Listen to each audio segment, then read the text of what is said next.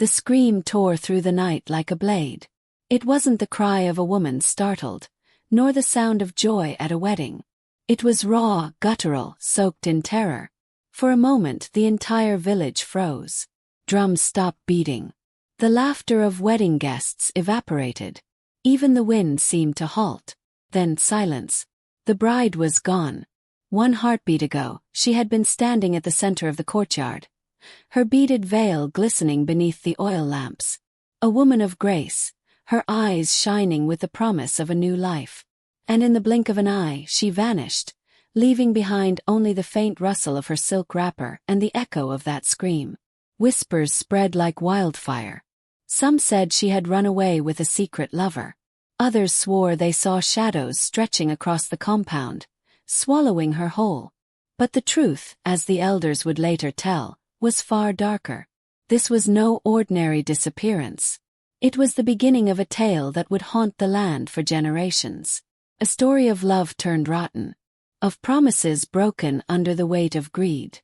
Of a romance so sweet, it curdled into bitterness until death itself seemed kinder. And somewhere between the silent graves and forgotten shrines, the bride's name was carved into the soil, not as a memory of love, but as a warning. They say her spirit still lingers, her voice carried by the night winds, asking the same question over and over. Why did he betray me? Tonight I will tell you the story of the vanished bride. A story that begins with joy but ends with shadows. A story the elders call the romance that turned sour. In the heart of southeastern Nigeria, where the red earth stained feet and the air carried the scent of palm wine, there lay a village called Umidam. Life there flowed with rhythm. Market days thrummed with chatter, masquerades danced in the square, and elders told stories under the iroko tree until the moon fell asleep. It was in this village that the tale of the vanished bride was born. Her name was Adanna. She was known across the land not only for her beauty, but for her gentle spirit. The daughter of a humble palm wine tapper, she carried herself with the quiet dignity of a queen. Her skin glowed the shade of ripe kola nut. Her laughter was soft like the flute of the village drummer, and when she walked, anklets chimed like whispers from unseen spirits. Adanna had fallen in love with Obiora, the first son of a wealthy yam farmer. Unlike many young men who flaunted their strength, Obiora was thoughtful. His voice was calm, his words often wrapped in patience. To the villagers, their union seemed destined, like the sky embracing the earth at dusk.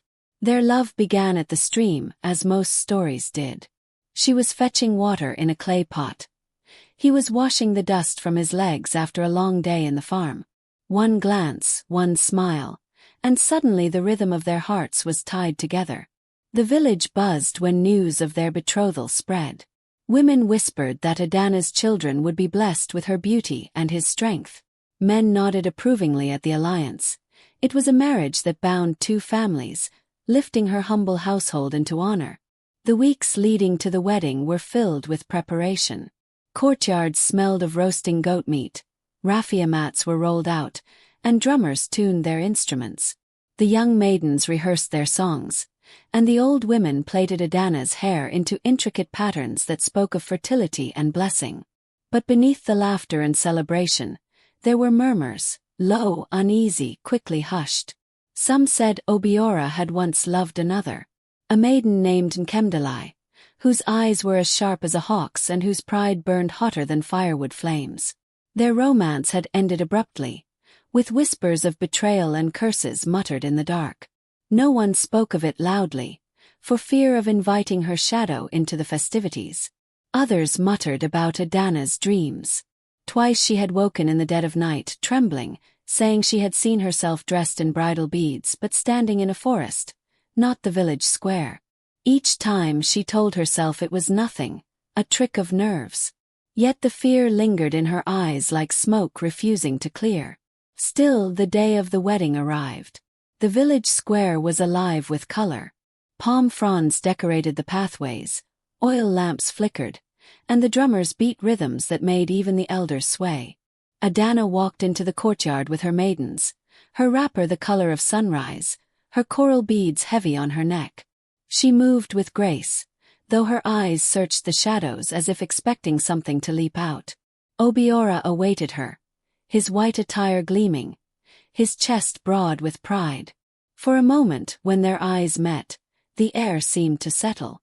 Joy lit her face and the crowd cheered. But joy is often the mask of tragedy. For in the corners of the celebration, in places where the oil lamps could not reach, shadows seemed to shift. And among the guests, more than one pair of eyes watched Adanna not with blessing, but with hunger. It was supposed to be the happiest day of her life. Instead, it became the last time she was ever seen alive. The drums beat harder, echoing across the square, each thump like a heartbeat binding the crowd together. The villagers clapped, the maidens sang, and the elders blessed the union. Adanna stood beside Obiora, her smile steady, her coral beads glowing in the firelight. Yet, behind her smile, unease lingered. As she bowed to greet the elders, she caught sight of something that froze her blood. Among the throng of faces, just for an instant, she saw Nkemdalai, the former lover, the woman who had once been promised Obiora's heart. She stood at the very edge of the square, her wrapper black as midnight, her face expressionless. When Adanna blinked, she was gone. Her chest tightened. She turned to Obiora, but his attention was on the kola nut ritual. His father held the carved wooden bowl, breaking the sacred nut to seal the blessing. The crowd cheered again, unaware of the cold shiver running down Adanna's spine. The festivities continued. Dancing, laughter, wine flowing like a river. But as night deepened, odd things began to happen. The lamps flickered though no wind blew. The shadows cast by the dancers stretched too long, curling against the ground like snakes. Twice, Adanna thought she heard someone calling her name, not in the joyful chants of her maidens, but in a low, drawn-out whisper. Adanna! The first time she ignored it. The second, she nearly dropped her calabash of palm wine. Her maid of honor, Ngozi, noticed her trembling hands. "Are you well, Adanna?" she whispered. Adanna forced a smile. "It is only the weight of the beads." But her eyes kept scanning the darkness. By midnight, the village was drunk on joy. The square glowed with firelight, masqueraders whirled in their colorful masks, and the air thundered with drums. Adanna and Obiora were led into the final part of the ceremony, the dance of union. Hand in hand, they circled the square while the maidens sang songs of love. But Adanna's steps faltered. She looked to the ground and saw something impossible. Her shadow, stretched out by the firelight, was no longer her own. While her body swayed gracefully, the shadow twisted violently, its head jerking, its arms clawing. She gasped, stumbling against Obiora. He steadied her quickly, smiling to reassure her, but he had not seen what she saw. The crowd laughed, thinking the bride was only overwhelmed by the day's emotions. Adanna's heart raced. Sweat dampened her temples though the night air was cool. She wanted to speak, to cry out, but the whispers came again, this time louder. "Adanna, come." She glanced over her shoulder. At the edge of the square, beyond the circle of firelight, the trees loomed tall and dark. Between them she saw movement, a figure in white standing very still as though waiting. Her breath caught. It was herself. She saw her own likeness, her face, her dress, her beads, watching silently from the forest's edge. The clay pot slipped from her hands, shattering at her feet. The drummers faltered, the dancers froze. Obiora turned to her in shock. But when the villagers followed her gaze, they saw nothing but trees. A heavy silence fell. Even the masqueraders stopped their whirling. The night felt different now. Thick, pressing, watchful. The elders exchanged uneasy looks, murmuring prayers under their breath. The chief priest, an old man with eyes clouded like mist, stepped forward. He studied Adanna for a long moment, then spoke low but firm. "The spirits are restless." The crowd shifted uneasily. But Obiora, determined to protect the moment, bowed to the priest. "Father, it is only her nerves. The day has been long." The priest did not reply. His gaze lingered on Adanna, then drifted toward the forest as though he, too, had heard the whispers. The drums began again, softer now, uncertain. The ceremony pressed on, but the joy was broken. Later that night, after the final blessings, the couple was escorted toward Obiora's father's compound, where the bridal chamber awaited. The maidens sang them along the path, their voices quivering like wind through leaves.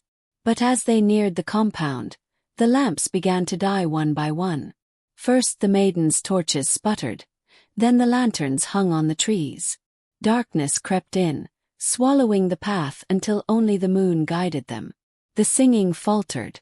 Adanna's heart pounded. She felt it again, the pull, the invisible hands drawing her away from the group. The shadows along the trees seemed to ripple like water, and among them she saw faces. Faces of women, pale and hollow-eyed, whispering without sound. She gripped Obiora's hand tightly, her nails digging into his skin. He winced but said nothing. When they reached the compound, the women led her inside to prepare her for the bridal night. The room was adorned with raffia mats, calabashes of wine, and bowls of roasted yam.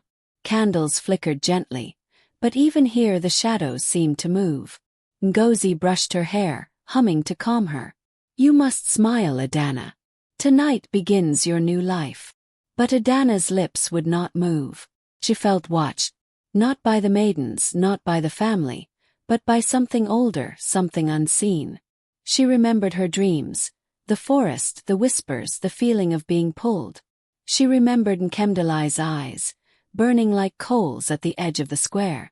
And deep down she knew, something had followed her. When Obiora finally entered, the maidens left, closing the door behind them.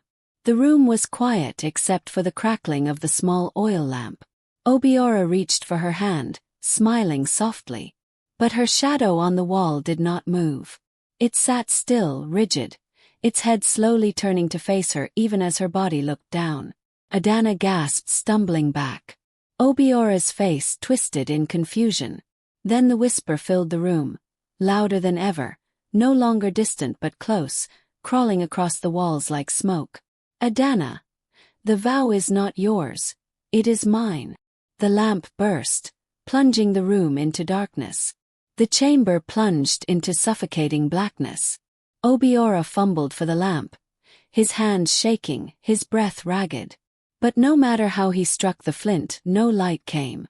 The darkness seemed alive, pressing against their skin, whispering as if every shadow carried a voice. Adanna's chest heaved. She tried to call Obiora's name, but the sound died in her throat, as if stolen by unseen hands. Her body trembled, her beads rattling faintly, while the shadow on the wall moved, calm, deliberate, and no longer hers. Obiora finally lit a small flame from a second lamp. The room flickered back to life, but what the light revealed made his blood run cold. Adanna's shadow was standing, not flat against the wall, but upright, peeling away from the floor like smoke rising from a fire. It towered behind her, tall and thin, its head tilted unnaturally, its arms stretching wide as though ready to embrace her. "Adanna!" Obiora shouted, grabbing her shoulders. But the bride's eyes rolled back, her lips moving silently, as if answering the whispers.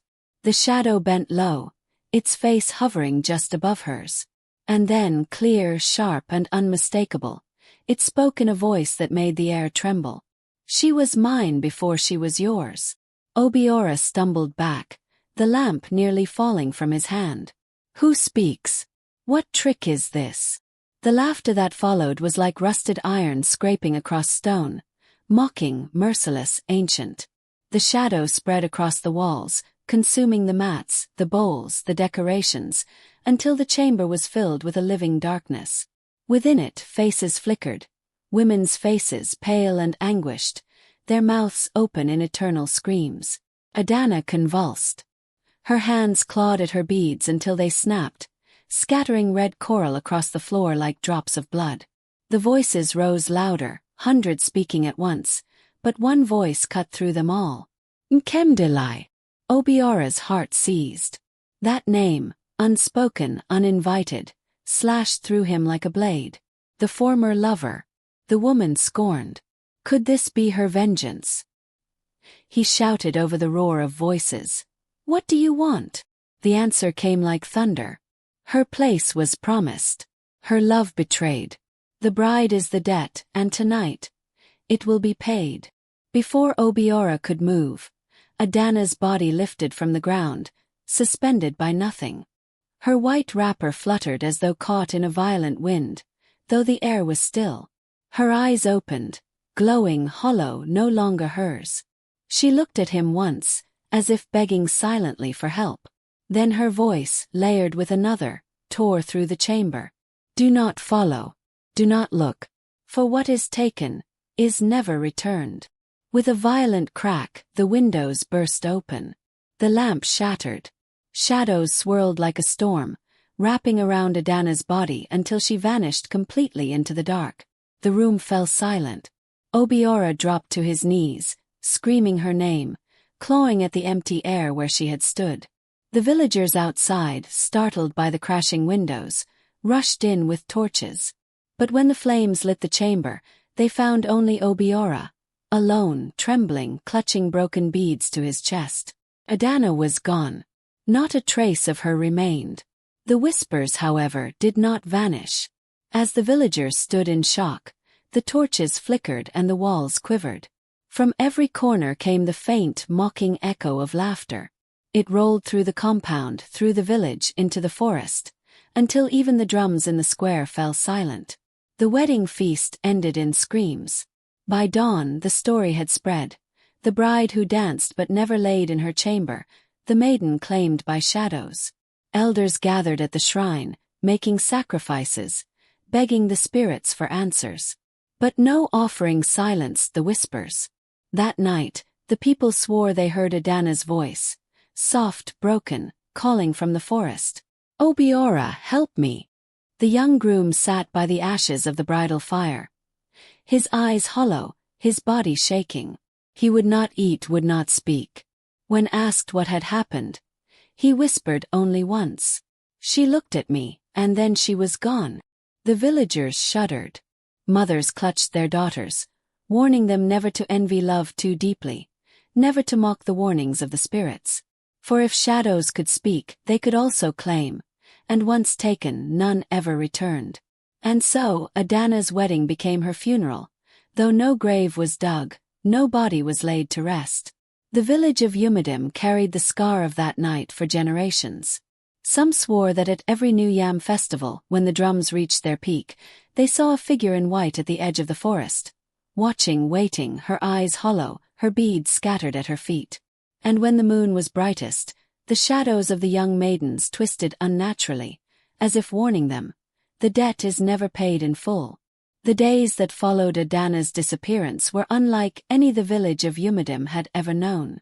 Drums that once beat joy into the air now lay silent. The market, usually alive with chatter, felt subdued, every trader glancing nervously at the forest's edge as though expecting a figure in white to emerge. Even the children, who once chased each other barefoot through the square, played only in hushed tones, their laughter cut short when shadows stretched too far. Obiora became a ghost among the living. He no longer joined the men at the river or the evenings by the fire. Instead, he sat at the threshold of the chamber where Adanna had vanished, clutching the broken string of coral beads. His eyes were hollow, his words few, but his silence spoke louder than screams. The elders tried to intervene. They brought him palm wine, goat meat, and wise counsel. But each time Obiora shook his head. "What is food," he whispered once, "when the heart is ash?" The priest of Ani, the earth goddess, was summoned. He performed cleansing rituals around the compound, sprinkling white chalk and breaking kola nuts at the four corners of the hut. Yet even as he prayed, the fire on the shrine quivered unnaturally, casting shadows that seemed to lean inward, watching. One night, 3 maidens walking home from the river claimed they saw her. Adanna. She stood across the water, her white wrapper glowing faintly under the moonlight, her face veiled in mist. She raised her hand as though beckoning them, her lips moving with silent words. But when they blinked, she was gone, leaving only ripples across the water that had not been disturbed by any living foot. The story spread like wildfire. Some believed Adanna had become a restless spirit, condemned to wander between worlds. Others whispered she had been swallowed whole by Nkemdali's jealousy, her soul now bound as payment in an old pact between lovers. A few insisted she was not dead at all, but trapped in a realm of shadows, reaching out for release. Whichever tale people chose to believe, one truth bound them all: Adanna would never return. Her absence reshaped Yumidim. Parents grew stricter with their daughters, warning them never to boast of beauty too loudly, never to step too lightly into love without first respecting the spirits that watched unseen. Weddings were delayed, held only after long sacrifices and rituals to appease ancestors. And whenever a bride walked to her groom's home, the people carried torches in great numbers, as though daring the shadows to strike again. Obiora, meanwhile, bore the heaviest burden. He refused to remarry, though elders urged him to continue his lineage. Each time they pressed, he answered with the same broken truth: "My wife is not dead. She waits in a place I cannot reach." At night, villagers swore they heard him wandering the forest, calling her name into the wind. Some claimed he spoke to shadows, begging them for mercy. And sometimes just before dawn, a faint reply drifted back, soft, sorrowful and distant: "Obiora." Years passed, but the wound remained fresh. Mothers told their children the story of Adanna's wedding night as a warning. They spoke of the beads scattered on the floor, the laughter that shook the hut, and the silence that followed. "Do not let pride guide your heart," they cautioned. "Do not mock the unseen, for what the eyes cannot see, the shadows still know." The elders carved the tale into memory with one final saying: "Love is fire. If carried without care, it burns the bearer first." It was whispered that the jealousy of Nkemdali had fueled the curse, but the pride of Obiora, the belief that love alone could defy old warnings, had fed the flames. Together, they birthed a tragedy that swallowed an innocent bride. Even today, the forest near Yumidim is avoided at night. The hut where Adanna vanished no longer stands, yet no one dares farm that soil. Hunters skirt its path, and maidens cross themselves when the moonlight casts long shadows across the clearing. And when the New Yam festival comes with its drums and songs, there are moments when the music falters. For some swear they see her again, a figure in white, her coral beads broken, her eyes hollow as she sways at the forest's edge, her lips whispering words no one dares repeat. The tale endures not because of its fear alone, but because of its lesson: that jealousy poisons love, that pride blinds men to dangers older than themselves, and that when the unseen speaks, the wise listen. So the people remember. And they pass the story to their children, and their children's children, warning that even the sweetest romance can sour if carried without humility, respect and care. And that is the story of Adanna, the vanished bride. Tell me, if love came with whispers in the dark, would you follow them blindly, or would you step back before shadows swallowed you whole? If this tale unsettled your spirit, do not let it drift alone. Share it so others may learn. Subscribe to Tales by Sanaa, where every story carries a warning, and every warning hides a truth. And remember, the shadows are never silent. The question is, will you listen when they speak?